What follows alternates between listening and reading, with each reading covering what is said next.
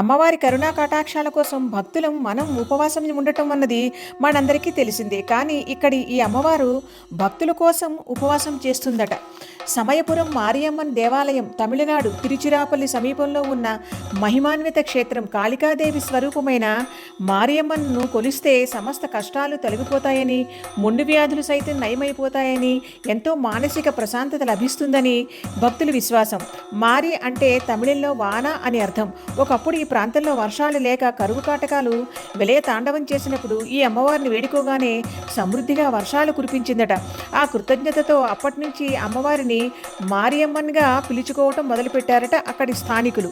ఒకప్పుడు మారియమ్మన్ విగ్రహం శ్రీరంగ క్షేత్రంలో ఉండేదట. ఆ మూర్తిని గ్రామదేవతగా పరిగణించిన అర్చకుడు చిన్న చూపుతో ఆ మూర్తిని ఆలయం బయట పెట్టించాడట.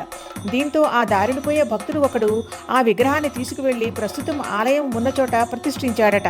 కొన్నాళ్లకు ఆ ప్రాంతాన్ని పాలిస్తున్న విజయనగర రాజుల్లో ఒకరైన విజయరాయ చక్రవర్తి యుద్ధానికి వెళ్తూ అక్కడ ఆగి, నీ అనుగ్రహంతో ఈ యుద్ధంలో కనుక నేను గెలిస్తే గొప్ప ఆలయాన్ని నిర్మిస్తాను తల్లి నీకు అని మొక్కుకున్నాడట. అమ్మవారి కటాక్షంతో ఆ మహారాజుకి విజయం లభించింది. అనుకున్నట్టే ఆ రాజు అమ్మవారికి సువిశాలమైన ఆలయాన్ని నిర్మించాడు. కొందరు భక్తులు తమ పొలాల్లో పండే పంటని అమ్మవారికి సమర్పించుకుంటారు. అనారోగ్య సమస్యలున్నవారు రాళ్ల ఉప్పు, మిరియాలు నివేదిస్తారు.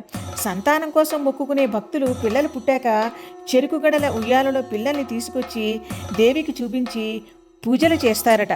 ఇన్ని మహిమలు గల ఈ అమ్మవారు ఏడాదికి ఒకసారి తన భక్తుల యోగక్షేమాలని కోరుకుంటూ పచ్చేయి పట్టి పేరుతో 28 రోజుల పాటు ఉపవాస దీక్షను పాటిస్తుందట.